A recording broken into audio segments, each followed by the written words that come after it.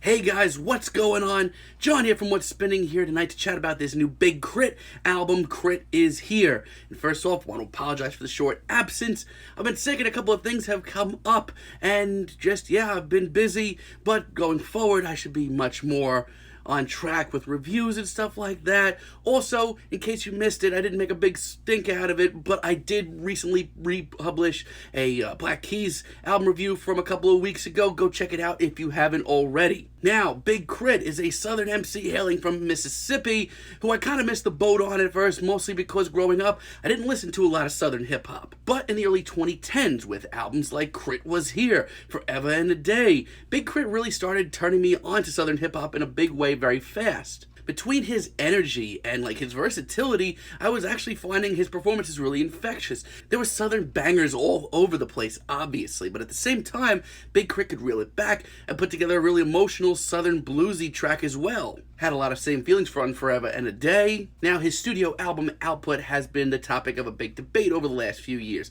Take, for example, Live from the Underground. There are brilliant moments on here, like Money on the Floor. However, overall, I just felt like this album did not come as easily to K.R.I.T. And I think I'm still scratching my head over 2014's Cadillactica. The production here just isn't K.R.I.T's style, and the lyricism and song topics are genuinely strange. Which is why, in 2017, I saw a Big K.R.I.T was coming out with a double album. I did get a little worried. However, he came out with Forever is a Mighty Long Time, and it turned out to be his best album to date. It's a genuinely refreshing return to form, fueled by Southern rap bangers, as well as these gospel and blues inspired tracks that he pulls off wonderfully as well. Now, honestly, I didn't think we were going to hear from Big K.R.I.T in 2019, yet here we are with K.R.I.T is Here. Let's chat about it. This album starts off with K.R.I.T here, and honestly, as an intro, this is pretty legitimate. It's a rowdy Southern banger, the likes of which K.R.I.T has put out for years. There's still that very subtle gospel touch which comes off very well, and the horns are very nice as well. Overall, this is the triumphant start that I think that he needed to give us. No, for the most part, this is just classic K.R.I.T, and honestly, it just shows that his creative streak just isn't done just yet. I love the very classy beat on Make It Easy, and just how straightforward this track is. Not to mention, K.R.I.T here sounds absolutely aggressive as hell. As far as one of his performances go, and just that, this is actually one of my favorite tracks of the bunch. Love the sampling, the dreary vibes are actually really fascinating. This is all gravy. I Made It featuring Yella Breezy is just a really great banger. It's the sort of braggadocious track that I feel like a lot of MCs could pull off, and while a lot of others couldn't, but K.R.I.T here makes it sound super legit. As a matter of fact, as far as a Southern hip-hop track goes, it really doesn't get much more Southern than this on this entire album. And I love how gritty this track comes off. Now, at the time, I'm still kind of into this very mellow, dreary beats. Eventually, that's not the case, but for now, I like what we're getting. Everytime featuring Baby Rose, once again, as far as a sort of toned-down, dreary tune, is once again pretty good. Baby Rose's hook here is a little weird. It's probably my least favorite thing about this track, but when he does open up into more of a verse later on, I actually think his stuff comes off pretty well. Once again, this is a super classy Southern rap banger that in a weird way almost is like a callback to the 90s. Not to mention, I love just how direct K.R.I.T's performance here and how personal it is. And after this string of very dreary, very mellow tunes, you better believe I need a gigantic banger like Believe, and this one is powerful. It's intense, it's completely over the top, and K.R.I.T here is absolutely monstrous. Not to mention his energy is through the roof here. These are all the reasons why I eventually fell in love with some of his early mixtapes. Also, in a weird way, I'm almost getting some 2 Chainz influence here, but it's fantastic, and it works because K.R.I.T just sounds completely out of control here. Love it. However, this is a very long album, just about an hour, 19 tracks, and quite a handful of them make me wonder if K.R.I.T's creative streak has kind of run out. Early on, the high-end country interlude, I don't really have a problem with it, but it just adds nothing to the album at all. And Addiction featuring Lil Wayne and Saweetie, honestly, should have been a real, high point of the album, but for me, it doesn't work. I don't mind the beat. I actually think K.R.I.T comes off ultra charismatic here as well. I also don't mind the conscious direction that this track is going in. As a matter of fact, a lot of this album takes this path. But as a complete package, this track just makes me shrug. This honestly just comes off like a track from one of his first studio albums that just seemed unfocused. Waitin sounds completely out of place on his verse. And Saweetie's hook after the first time just gets really boring. Like, I don't know, this is just really unfocused of a track for me. Energy is kind of making me fade fast with this album. I don't have a problem with how dreary this track is once again, but for me, K.R.I.T just doesn't seem into this really. For a track that shows K.R.I.T feeding off of his audience's energy, I feel like he's like a little bit too desperate for it, like he needs it more than we think. It's just so average and just almost desperate sounding at parts. It's weird. And Obvious featuring Rico Love is just plain awful. Probably the worst track here.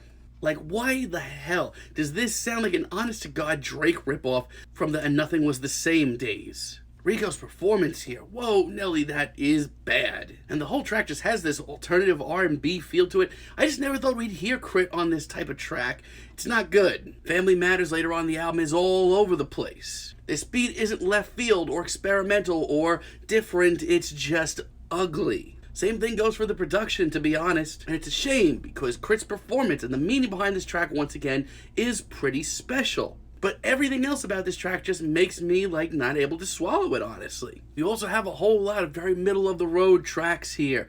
Tracks that maybe aren't terrible, but have certain qualities to them that make them hard for me to get into. I've been waiting early on in the album.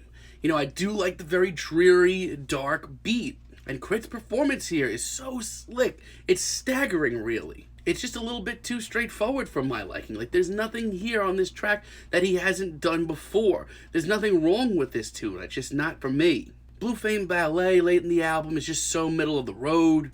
Like, from a distance, if you told me this was a big K.R.I.T track, I'm not sure if I would believe you. This beat is super dime a dozen, and lyrically, he just sounds like he's running out of things to say. Personally, like, I would say give this track a listen still, just because K.R.I.T has so much character and personality. But overall, this is just so average of a track. High Beams featuring Wolf DeMichaels, honestly, I have so many feelings on. Maybe you haven't noticed, but a lot of this album has been very dreary, very stripped down, very somber. And as far as that sound goes, this is the best sounding track here. And K.R.I.T in his performance here comes off so emotional, so tortured, it's fantastic. But Wolf DeMichaels, I hope I'm pronouncing that right, on this hook, if you even want to call it that, does bring this track down quite a bit.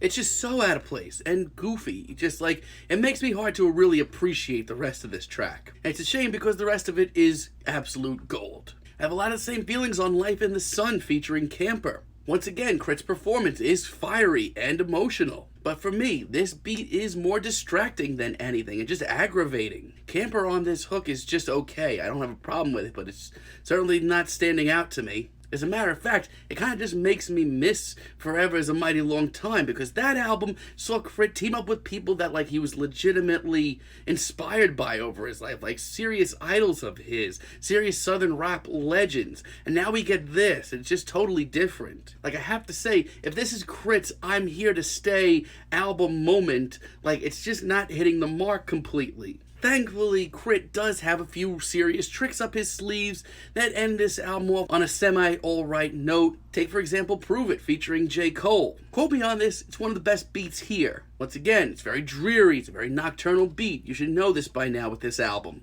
And honestly, I don't think some of the auto-tune towards the intro is necessary, but I digress. For being the massive J. Cole hater that I am, this is actually a fantastic track. We just get nothing but a couple of minutes of really great chemistry here, which is shocking because of the different roots that K.R.I.T and J. Cole have. I have nothing bad to say. This is a really great track. And Learned from Texas, while it starts off super dreary, once again, don't know why, turns out to be one of the biggest, loudest, and most intense bangers of this entire album. Once again, I really don't know why everything is so damn somber, but thank you to this track for waking me up. I really needed it right now. And Outer Space as a late album sort of alternative left jab is really fascinating. I love the very cosmic beat here. Like, if we heard more of this from Big K.R.I.T on Catalactica, that album wouldn't have been a disaster. The energy is here, the personality is here in spades, and once again, this all just seems to be coming very easily to Big K.R.I.T. But like, how in the world is this album so unfocused? It makes me sad. And I don't know, I do see where K.R.I.T. was aiming for with this album's finale, Mississippi, but call me crazy, it just comes off very unfocused for me. The very jazzy, soulful beat is cool, and K.R.I.T. does sound fired up, I'll give him that. But there continues to be a massive disconnect here between some of the beats and K.R.I.T.'s performances and the production and just lyrical themes and the whole big picture. This isn't exciting or wild or left field, it just sounds unfocused.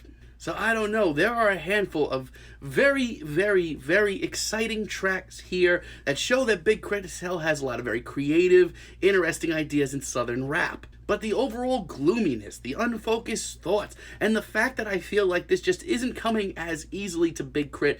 as it once did, just bring this album down for me in a big way. I'm feeling a strong 6 on this album, but let me know what you guys think down below. If you liked the video, be sure to give us a like, give us a subscribe, and let me know down below what you would like for me to chat about in the future. Up next, we got a Banks review dropping tomorrow. Stay tuned for that, and until next time, have a great day, guys.